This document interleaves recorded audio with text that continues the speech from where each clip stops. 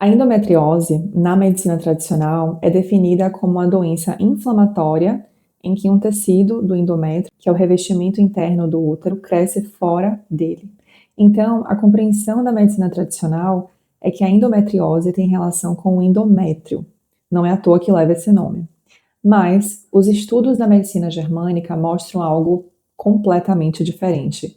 A endometriose tem relação com os ovários. E como assim? Bem, eu vou explicar para você. A causa da endometriose está em um conflito chamado conflito de perda.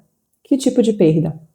A perda de uma pessoa, um ente querido ou até mesmo de um animal de estimação. E é importante ressaltar que esse conflito de perda não tem relação com algo, ou seja, com a perda de uma casa ou a perda ou uma perda financeira, por exemplo, somente com pessoas ou animais de estimação. Pode ser uma perda gestacional, a perda de um bebê, um aborto, o medo de perder alguém ou uma traição pode já ativar esse conflito.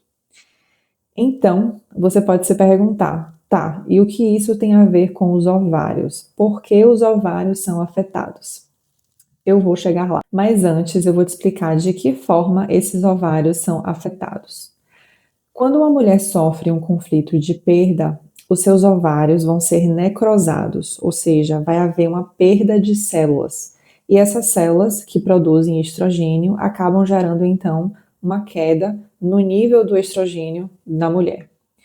Quando a mulher resolve esse conflito de perda, bactérias vão ajudar a reabastecer essa necrose com novas células. Nesse processo aí de cicatrização dessa necrose, um cisto ovariano pode surgir, e é a partir daqui que a endometriose entra. Esse cisto ovariano é um cisto líquido ou semilíquido. Se a pressão desse cisto fica muito forte, ele pode estourar. E isso pode acontecer se você tem retenção de líquido, por exemplo, se você fizer uma cirurgia no local, uma punção exploratória, se sofrer uma queda ou bater com o abdômen em algum lugar. Enfim, então quando esse cisto estoura, o fluido, juntamente com as células ovarianas, passam para a cavidade abdominal. Essas células vão se prender na parede abdominal ou em algum outro órgão ali da região abdominal, e é aí que o desenvolvimento desse cisto ovariano acontece fora dos ovários. E isso é chamado de endometriose, mas que, com base nos casos estudados da germânica, nada tem a ver com o endométrio.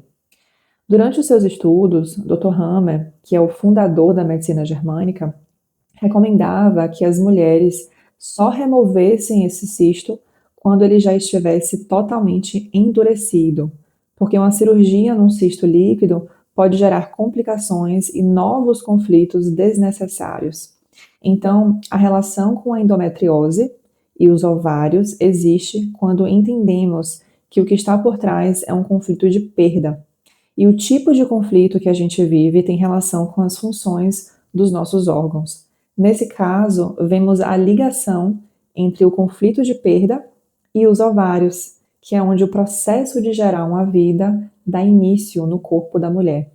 O propósito biológico da endometriose é quando esse cisto finaliza o seu desenvolvimento. Ele começa líquido e endurece após 9 meses, que é incrivelmente o mesmo tempo de uma gestação. Quando isso acontece, ele se integra totalmente à função dos ovários e passa a produzir hormônios. E esse aumento de estrogênio, de forma biológica, deixa a mulher mais atraente e a coloca numa melhor posição para engravidar, ou seja, para que ela possa então recriar a vida que foi perdida. A reação biológica do nosso corpo é algo realmente fascinante.